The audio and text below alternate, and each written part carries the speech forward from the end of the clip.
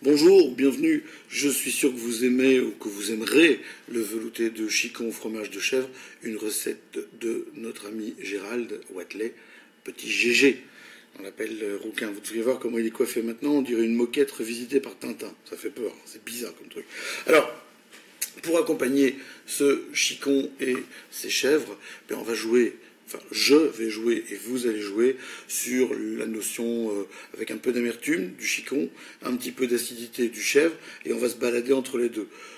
Gérald étant de Namur, je me suis dit que l'idéal, c'était une blanche de Namur. La célèbre blanche de Namur. Vous savez d'où tient son nom, la blanche de Namur? Non, vous ne savez pas, sûrement pas. Il s'agit d'une princesse blanche de Namur qui a épousé un roi scandinave. C'était au XIIe siècle. Voilà, il devait sûrement s'appeler Sigmundson ou Rudumundslung, un truc comme ça. Et donc Blanche de Namur est allée faire des petits jeunes, genre en Suède, un machin. C'est aussi la Blanche de Namur comme la bière bloche de Namur. Et la bière blanche, en fait, vous savez que c'est une erreur sémantique. Les bières qui s'appellent blanches ne s'appellent pas blanches parce qu'elles ont la couleur blanche, mais parce qu'on a mal traduit un truc. Au départ, c'est wheat beer, W-H-E-A-T, de la bière de froment. Et ensuite, on a traduit soit par wheat, W-I-T, et c'est devenu blanche. Mais c'est pas... Enfin, vous avez compris? C'est clair, non? Allez, c'est clair.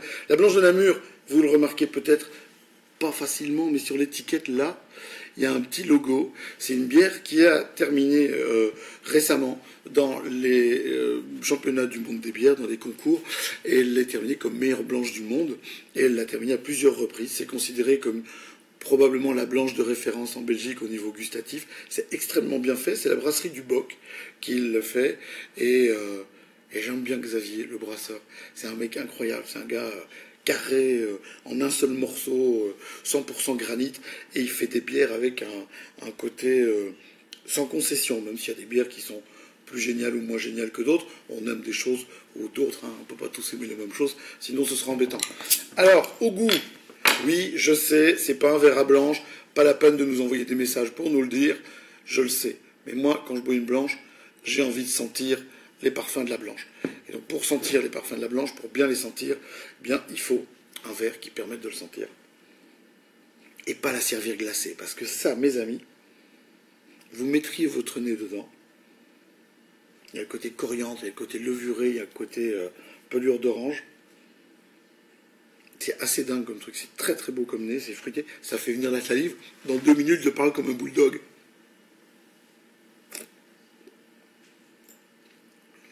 Ami John Kobe, c'est que bon.